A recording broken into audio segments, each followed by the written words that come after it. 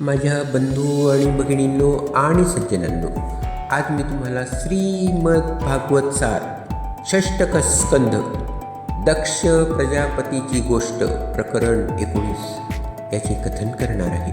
सूत शौनक संवाद पुढे चालू आहे. परीक्षिताने शुकांना विचारले, शुकदेव, अजामिळाच्या कथेवरून प्रायश्चित्ताचे खरे रहस्यही कळाले.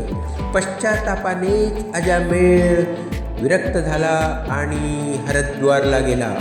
महत्त्व आणि मोहही त्याने सोडले आणि भगवंताला अनन्य शरण गेला. त्याचा उद्धार झाला. आपण मला प्रचित्यांची वृक्ष संपत्ती भस्म करण्याचा प्रयत्न केल्याचे व ब्रह्मदेवाने त्यांना परावृत्त केल्याचे सांगितले. मारिशाची त्यांनी विवाह केल्याचे सांगितले. पुढे सृष्टी निर्मिती कशी झाली, दक्षाचा जन्म कसा झाला, त्याने पुढे काय कार्य केले, तो इतिहास सविस्तर ऐकावा असे वाटते. परीक्षिताला त्यावेळी शुकदेवांनी प्रचेतांची गोष्ट पुढे सांगण्यास प्रारंभ केला. जेव्हा प्रचेतांनी समुद्रातून वर येऊन पाहिले तेव्हा त्यांना सर्वत्र वृक्षच वृक्ष दिसले. कुठे चालायलाही वाट मिळेना. त्यांच्या मुखातून अग्नी उत्पन्न केला. भराभर झाडे वेली जळू लागल्या, करपून जाऊ लागल्या. चंद्राने त्यावेळी पुढे होऊन त्यांना थांबविले. वृक्ष व वनस्पती माणसाच्या उपयोगासाठीच आहेत, त्यांचा नाश करू नये हे समजावून सांगितले. क्रोध आवरणे कसे उचित आहे हे सांगितले. चंद्राने प्रम्लोचा अप्सरेची कन्या त्यांना दिली व तिच्याशी विवाह झाला. त्यांचा पुत्र हा प्राचेतस दक्ष. त्या दक्षाने संकल्पबळाने प्राणीसृष्टी निर्माण केली. प्रथम त्याने जलचर प्राणी निर्माण केले, मग पृथ्वीवर वावरणारे प्राणी निर्माण केले, मग हवेत उडणारे प्राणी पक्षी निर्माण केले. पण त्या सृष्टीच्या या प्राणीकोटीत पुढे प्रगती होईना. संकल्पनाची शक्ती कमी वाटत होती. प्राचेतसाला वाटले, सृष्टीत आणखी सुधारणा हवी. काय करावे? आपण आता अधिक तप करून मनाचे चित्ताचे सृजन शक्तीचे साहाय्याने समर्थच वाढवावे.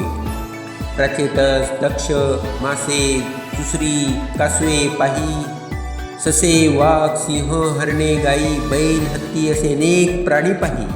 पक्षी कसे उडतात, परत झाडावर येऊन बसतात ते पाही. पुढे काय? तो अगमर्षण तीर्थावर गेला.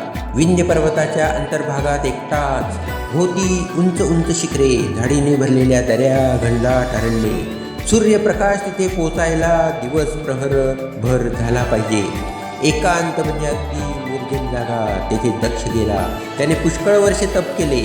भगवंताची प्रतिदिन स्तुती केली. सर्व वृत्ती विष्णूंकडेच लावल्या. हंसगुह्य स्तोत्र या नावाने दक्षाचे ते स्तोत्र प्रख्यात आहे. दक्षाला विष्णू भगवान प्रसन्न झाले. गरुड वाहन, पितांबरधारी, चतुर्भुज श्यामल मूर्ती प्रसन्नपणे समोर उभी राहिली. दक्ष थक्क झाला, अवाक झाला, स्तब्ध झाला. त्याने देवाला साष्टांग प्रणिपात केला. तो काही बोलूच शकला नाही. त्याच्या मनाचा संकल्प काय तो देवाला कळत नव्हता. त्याने दक्षाला सांगितले, दक्षा, मी तुझा सृष्टी संकल्प जाणतो. मी सृष्टीच्या आरंभीच आहे. तेव्हा भेद असे काहीच नव्हते. सर्वत्र निराकार निर्गुण केवळ असा मीच होतो. ब्रह्मदेवाला पंचमहाभूतात्मक सृष्टी करण्याची प्रेरणा मजपासूनच झाली आहे. आतापर्यंत या सृष्टीत चेतना घालून तू प्राणीसृष्टीची निर्मिती केलीस. पण त्या सृष्टीतले सगळे प्राणी तुझ्या मनाचे संकल्प आहेत. त्यांच्यापासून परस्परांपासून आणखी सृष्टी तुझ्या सहाय्याशिवाय होण्यासाठी तुला काही करता आले नाही. आता यापुढे स्त्री व पुरुष, मादी व नर यांच्या संयोगापासून त्या त्या जाती पुढे वाढतील. तू ही पंचजन प्रजापतीची मुलगी असिक्सनी हिच्याशी विवाह कर. तुम्हाला संतती होईल. पुढे पुष्कळ वंश वाढेल. माझ्या आशीर्वादाने हे घडेल व त्या प्रजेत माझे भक्तही अनेक असतील. जा, असिक्लिनीचे पाणी ग्रहण कर. विष्णू भगवान असे म्हणाले व अंतर्धान पावले. आपण पाहिले ते स्वप्न की सत्य याचा दक्षाला संभ्रम पडला. इतक्यात भगवान विष्णू क्षणार्धात अंतर्धान पावले. पण दक्षाच्या अंगी विष्णू तत्वाचा संचार मात्र झाला. दक्षाला अनुभूत विलक्षण संकल्प सामर्थ्य प्राप्त झाले. अधमर्षण तीर्थ सोडून दक्ष पुन्हा राजगृहात आला. पंचजन पुत्री अक्षिक्लींशी त्याने विवाह केला. त्याला हर्यश्व नावाचे 10 सहस्त्र पुत्र झाले. ते सर्व एकसारखे एक दिसत, एकासारखे एक वागत. दक्षाने त्यांना सिंधू नदीच्या सागर संगमाजवळ नारायण सरोवराकडे पाठविले. प्रजा उत्पन्न करण्यासाठी त्यांनी तप करण्याचे ठरविले. पण नारायण सरोवर तीर्थात स्नान केले आणि त्यांच्या मनात परिवर्तन झाले. भागवत धर्माचा प्रभाव त्यांच्या वृत्तीत पडला. पण पित्याची आज्ञा तप करण्याची होती म्हणून ते तप करीतच होते. नारदांनी ते पाहिले. नारद तेथे आले व म्हणाले, तुम्ही 10 सहस्त्र दशक पुत्र, तुम्ही तप कशाला करता? तुम्ही प्रजापती असलात म्हणून काय झाले? तुम्हाला ज्ञान आहे का? प्रजा उत्पन्न करणार, पण पृथ्वी कोटपर्यंत आहे हे तरी तुम्ही जाणता काय? मी तुम्हाला प्रश्न विचारतो, त्याची उत्तरे द्या पाहू. हर्यश्वातील काही जण पुढे आले. नारदांना नमस्कार करून म्हणाले, आम्हाला आपण ज्ञान दिले तर आनंदच आहे. भगवान विष्णूकडे आमचे मन लागलेले आहे. पण प्रजोत्पत्तीचे कार्य व तप करणे ही पित्याची आज्ञा आहे म्हणून आम्ही पाळतो. आपण काही सांगितले तर श्रवण करू. नारदांनी त्यांचे ज्ञान अजमावण्यासाठी विचारले, एक असा देश आहे की ज्यात एकच पुरुष आहे, तर तो कोणता? एक जण म्हणाला, ही पृथ्वी व तिचा अंत असा आपला अभिप्राय नाही. लिंग शरीर हा कारण देह आहे, तोच पृथ्वी आहे. तोच बंधन आहे. त्याचा अंत जाणणे म्हणजेच विनाश, म्हणजे जीवाचा मोक्ष. आणि या देशात एकच पुरुष आहे म्हणता, तो तर तिन्ही अवस्थांचा साक्षी ईश्वर हाच होय. नारदांनी विचारले, एक असे विवर आहे, त्यातून बाहेर पडायला मार्ग नाही, ते कोणते? दुसरा म्हणाला, मी सांगतो. ईश्वर प्राप्ती झाल्यावर मनुष्य तेथून परत येत नाही. नारदांनी विचारले, अशी कोणती स्त्री आहे की ती बहुरूपिणी आहे? तिसरा म्हणाला, बुद्धी ही सत्व रज व तम यांच्या संगमाने नाना रूपे धारण करते. नारदांनी विचारले, एक असा पुरुष आहे की जो व्यभिचारिणी स्त्रीचा पती आहे, तो व ती कोण? आणखीन एक जण म्हणाला, मला वाटते नारद मुनी, बुद्धी हीच उलटा स्त्री आहे. जीवनरूपी पुरुष तिचा पती आहे. तिच्या संगाने तो नाना ठिकाणी भटकत असतो. नारद आनंदित झाले. त्यांनी पुढे विचारले, एक अशी नदी आहे की ती दोन्ही दिशांनी वाहते, अशी कोणती नदी?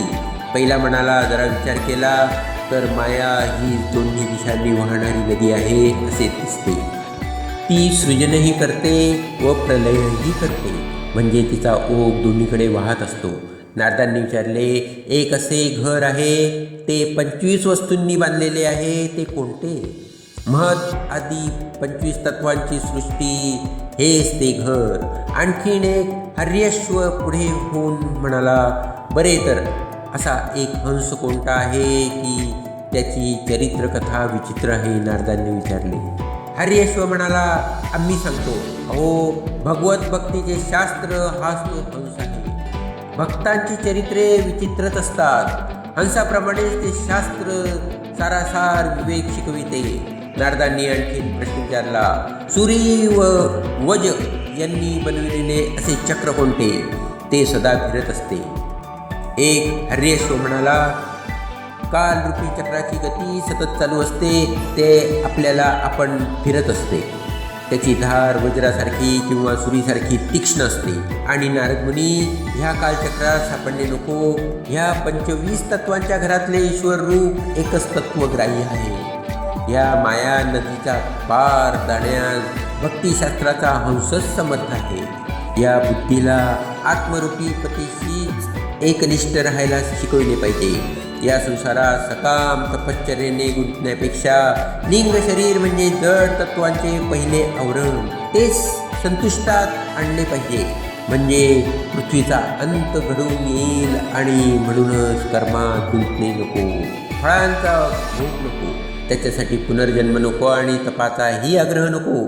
आम्ही आता तुम्हाला प्रदक्षिणा करतो व मोक्षासाठी अंतरंगातली गूढ वाट धरतो, असे म्हणून खरोखरीच सर्वांनी नारदांना अभिवादन केले व त्यांना प्रदक्षिणा करून दूर देशी निघून गेले. दक्षाला हे वृत्त कळले. त्याला वाईट वाटले. प्रजोत्पत्तीसाठी त्याने केलेले बेत धुळीस मिळाले. नारदांचा प्रभाव जास्त पडला, विष्णूंच्या भक्तीचा प्रभाव जास्त पडला. दक्षाने पुन्हा एक सहस्त्र पुत्र निर्माण केले. पहिले होते हर्यश्व, आताचे होते शबलाश्व. पुन्हा त्यांना तप करण्यासाठी नारायण सरतीर्थावर त्याने पाठवले. त्यांनी स्नान केले, त्यांनी तप करण्यास प्रारंभ केला. तो काय, तेवढ्या दिवसात नारद तिथे आले. शबलाश्वांजवळही नारदांनी उपदेशाच्या गोष्टी केल्या, त्यांचे मन वळविले.